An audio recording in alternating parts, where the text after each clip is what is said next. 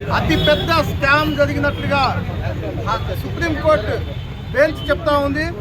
ఎస్బీఐలో ఉన్నటువంటి 40 కోట్ల మంది సబ్స్క్రైబర్స్ ధనం ఉంచుకున్నటువంటి ఎస్బీఐ ఎలక్ట్రానిక్ బాండ్ల విషయంలో మార్చి 6వ తారీఖు లోపల ఎలక్షన్ కమిషన్ ఆఫ్ ఇండియాకి సబ్మిట్ చేయవలసిందిగా సుప్రీంకోర్టు బెంచ్ చెప్తే అట్లా కాకుండా జూన్ 30వ తారీఖు వరకు దీన్ని వాయిదా వేయమని చెప్పేసి అడగటంలో దీని వెనుక చాలా పెద్ద కుట్ర దాగి ఉందని చెప్పేసి కాంగ్రెస్ పార్టీ భావిస్తూ ఉంది. ఆ రోజు ఉన్నటువంటి డిమానిటైజేషన్కి మద్దతు ఇచ్చి బీఆర్ఎస్ పార్టీ చేసినటువంటి బీఆర్ఎస్ పార్టీ ఇక్కడ తెలంగాణ రాష్ట్రంలో కూడా ఇవాళ బయటకు వచ్చి మాట్లాడాల్సిన అవసరం ఉంది.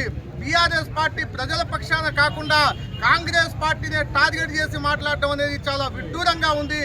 ప్రజల పక్షాన పోరాటం చేసే పార్టీగా ఈరోజు రోడ్ల మీదకి వచ్చేసి ఎస్బీఐ చేస్తున్నటువంటి ఆగడాల్ని, మోడీ దాచి ఉంచినటువంటి డబ్బుని, ఏదైతే ఎలక్ట్రల్ బాండ్ల రూపేణ వాళ్ళ పార్టీకి వచ్చినటువంటి ధనాన్ని మార్చి 6వ తారీఖు లోపు బయటపరచాలని చెప్పినటువంటి విషయాన్ని దాటడానికి ఏదైతే రాబోయేటటువంటి కేంద్రంలో జరగబోయేటటువంటి ఎన్నికల కమిషన్ ఆఫ్ ఇండియాకి ఇమ్మని చెప్తే ఈ ఎన్నికలను దాటవేయడానికి మార్చి 6వ తారీఖు సబ్మిట్ చేయవలసినటువంటి లెక్కని ఒక్క క్లిక్తో రానున్నటువంటి లెక్క ఎస్బీఐ చేస్తున్నటువంటి ఆగడాలు ఏదైతే ఉన్నాయో ఖచ్చితంగా మోడీ చేస్తున్నటువంటి కార్యక్రమంగానే భావిస్తూ ఉన్నాం.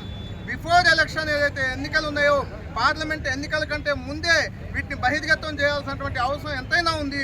వాళ్ళ లెక్కలన్నీ బయటపడతాయని చెప్పేసి ఈ సందర్భంగా చెప్తూ రాహుల్ గాంధీ గారు ఈ విషయాన్ని బయటపెట్టినందుకు కాంగ్రెస్ పార్టీ ఈరోజు పెద్ద ఎత్తున జిల్లా కాంగ్రెస్, నగర కాంగ్రెస్ కమిటీ ఆధ్వర్యంలో ప్రతి జిల్లా హెడ్ క్వార్టర్లో ఎస్బీఐ బ్యాంకుల ముందు ఈ ధర్నా కార్యక్రమం చేపట్టడం జరిగింది.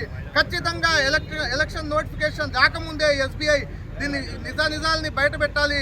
జూన్ 30 వరకు ఎందుకైతే అడుగుతా ఉన్నదో దాన్ని కూడా బయటపెట్టాలని చెప్పేసి ఈ సందర్భంగా కోరుకుంటా ఉన్నాం. Thank you.